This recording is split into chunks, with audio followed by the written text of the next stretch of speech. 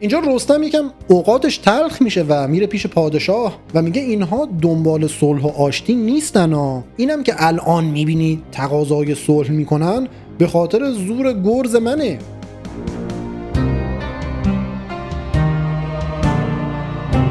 اینجا افراسیاب شکست خورده و خجالت زده پیش پدرش میره و به پشنگ میگه این جنگ و این شکست از اول تا آخرش تقصیر تو بود.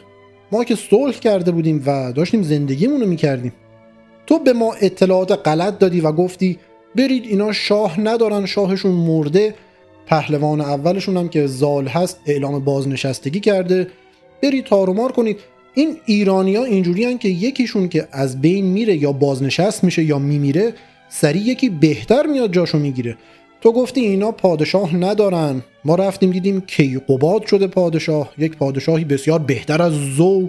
گفتی زال خودشو بازنشست کرده، یک پسر نوجوانی داره به اسم رستم. من یک چیزی میگم تو یک چیزی میشنوی. این اومد و با گرزش تمام لشکر رو شکافت و به سمت من اومد.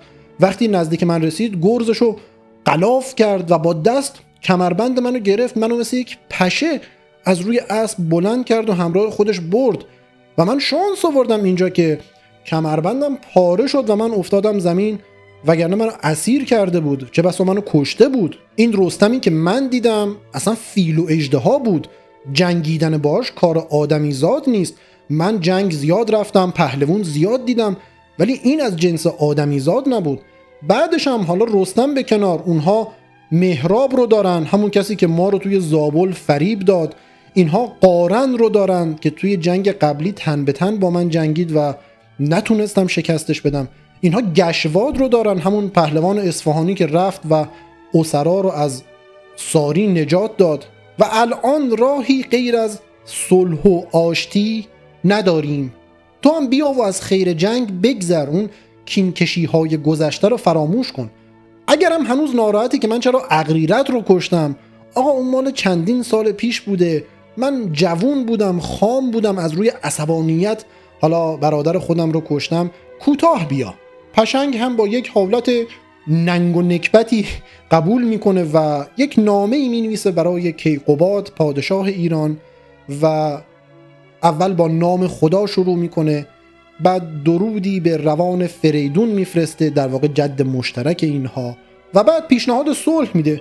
میگه اگر هنوز کین ایرج رو دارید که منوچهر اون رو به طور کامل انتقامش رو گرفت. فریدون سمت غربی جیهون رو به ایرج داد، اسمش شد ایران. این طرف جیهون رو هم به تور داد و اسمش شد توران. بیا به همون مرز قبلی توافق کنیم، نه ما به مرز شما بیایم و نه شما از مرز رد بشید به سمت ما بیایید، مگر برای نامه‌ای، پیغامی، درودی، چیزی. و یک جورایی پیشنهاد صلح داد و گفت جنگ رو تموم کنیم. نامه به دست کیقباد میرسه. کیقباد هم جواب هوشمندانه‌ای میده و میگه همون ایرج رو هم اول شما تورانیان کشتید، بعد از اون هم افراسیاب به ما حمله کرد، بعد از صلح هم دوباره افراسیاب به ما حمله کرد. ما پیش دستی نکردیم توی هیچ جنگی، اما این پیشنهاد صلح رو میپذیریم. شما همون توران بمونید و همونجا پادشاهی کنید، شاید افراسیاب آروم بگیره و دیگه به ما حمله نکنه.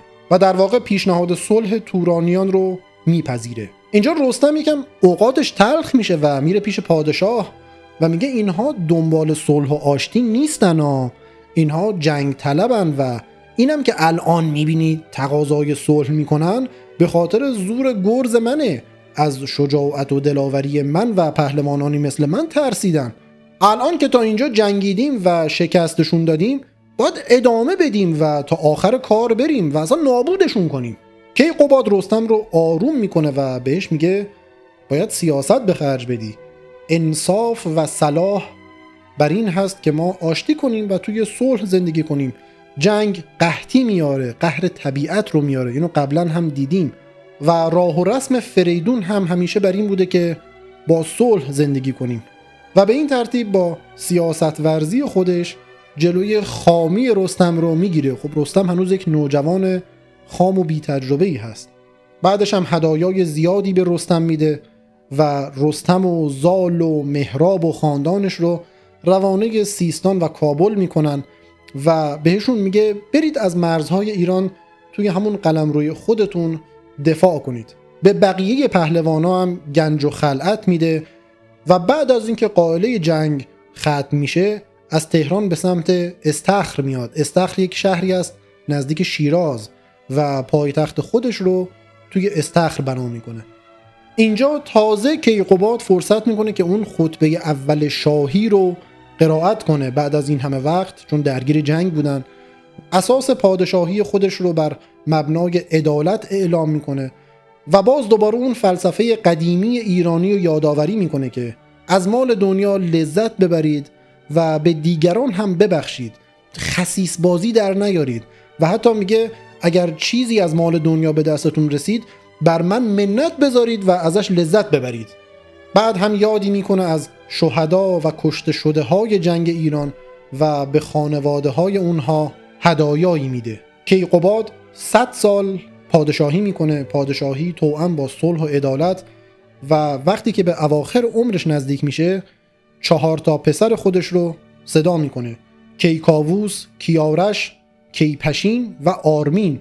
به پسرای خودش آخرین نصیحت ها رو میکنه و کیکاووس که پسر بزرگتر هست اون رو صدا میکنه و یه جورایی تخت و تاج پادشاهی رو به کیکاووس میسپره و بهش میگه انگار همین دیروز بود که من تک و تنها از البرز به تهران اومدم و بعدش هم به استخر اومدم و الان هم تک و تنها دارم از این دنیا میرم و انگار هیچ چیزی رو با خودم نمیبرم.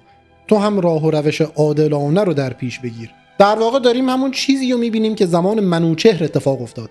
منوچهر پادشاه خوب و عادلی بود و وقتی که داشت از دنیا میرفت به پسرش نوذر نصیحت هایی میکرد، انگار میدونست این نوذر قرار یک پادشاه ناخلف بشه. حالا کیقباد هم میدونه که پسرش کیکاووس حالا نه که ناخلف باشه اما کارهای عجیب غریبی قرار هست بکنه و همینطور هم میشه. جلوتر که بریم میبینیم که کیکاووس پرحاشیه ترین پادشاه ایران هست و البته جذابترین داستانهای شاهنامه هم در زمان کیکاووس رخ میده. کیقباد از دنیا میره و پادشاهی رو به کیکاووس میسپره، پادشاهی که همون اول با یک ماجراجویی توی مازندران رخ میده، داستان نبرد مازندران که به زودی بهش میرسیم.